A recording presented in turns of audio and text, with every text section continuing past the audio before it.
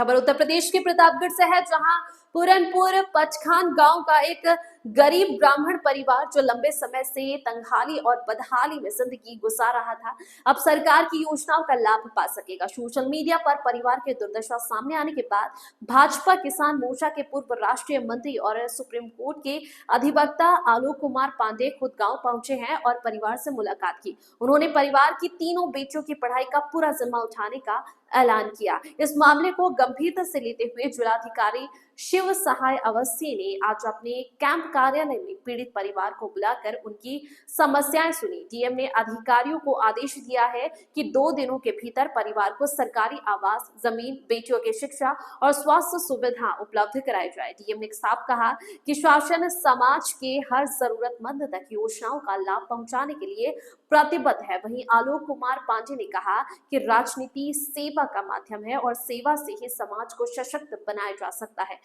पूरनपुर पचखान के इस गरीब परिवार की मदद अब पूरे क्षेत्र में चर्चा का विषय बनी हुई है। Bureau report, news nation 81। नौकरी करते हैं, परिवार ना तो खाने के लिए है, ना ही कोई उन्हें सरकारी सुविधाएं उपलब्ध कराई गई हैं।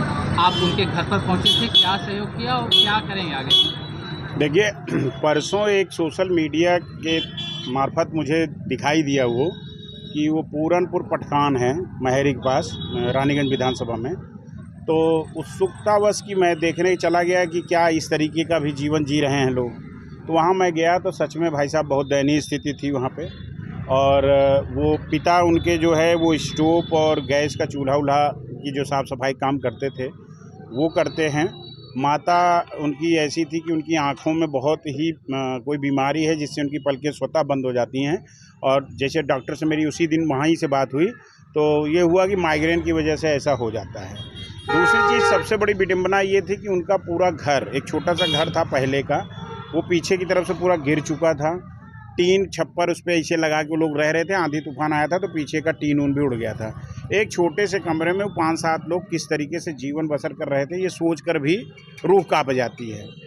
तो वहाँ पे जब मैं गया तो क्योंकि एक सोशल मीडिया के क्लिपिंग को देख के मैं गया था, फिर वहाँ पे मैंने जैसे उनसे सब बातचीत करी तो जो भी उनकी मूलभूत समस्याएं थी और जितना मैं कर सकता था उतना उसी वक्त मैंने त्वरित किया। उसके बाद मैंने आश्वासन दिया कि आप, क्योंकि वो बच्चियाँ पढ़ने में बहुत अच्छी थी, एक ने इंटर कर रखा था, दूसरा 8वीं पास होके मजबूरीवश वो सूरत में एक दवाई कंपनी में काम कर रही थी। तो हमने उनको आश्वासन दिया कि आप पढ़ाई लिखाई भी करिए और नौकरी भी लगाने का प्रयास मैं आसपास ही करूँगा। और कुछ जगहों पे मेरी वार्ता भी हुई है, हो सकता है 1 से 2 दिन में उनकी नौकरी का भी प्रस्ताव आ रहा है, हो जाएगा।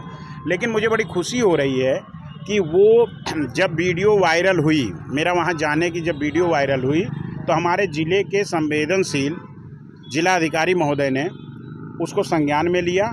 और आज सुबह मेरे नेतृत्व में वो सारा परिवार, उन्होंने कहा कि परिवार से हमें मिलवाइए। पूरे परिवार को लेके मैं आज जिलाधिकारी महोदय के आवास पर गया सवेरे, और जिलाधिकारी महोदय ने उनसे एक-एक करके वार्ता करी, उनकी सारे दुख तकलीफ़ों को समझा जैसे एक अधिकारी को करना चाहिए।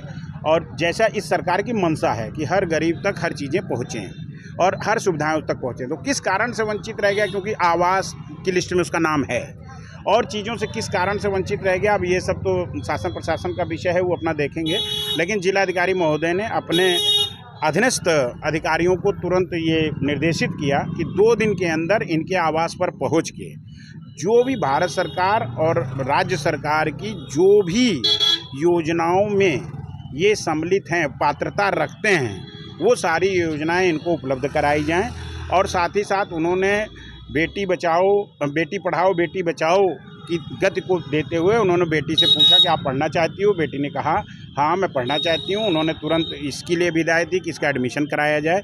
और बाकी उन्होंने पूरे परिवार को आश्वासन दिया है कि 2 दिन के अंदर आपकी समस्त समस्याएं और जितने भी आप योजनाओं में आच्छादित हो सकते हैं, भारत सरकार की पात्रता रखते हैं, भारत सरकार की जो योजनाएं हैं उसमें जो पात्रता रखते हैं, वो सारे आपको मिलेंगे। तो मैं जिलाधिकारी महोदय का भी बहुत धन्यवाद करता हूँ और समाज का बड़ा धन्यवाद करता हूँ, क्योंकि 2 दिन से जब ये वायरल हुआ है, जिस तरीके से मदद का प्रस्ताव उस परिवार के लिए आ रहा है और लोग स्वतः जा के उस परिवार की मदद कर रहे हैं, इसलिए मैं समाज को भी बहुत बहुत धन्यवाद करता हूँ।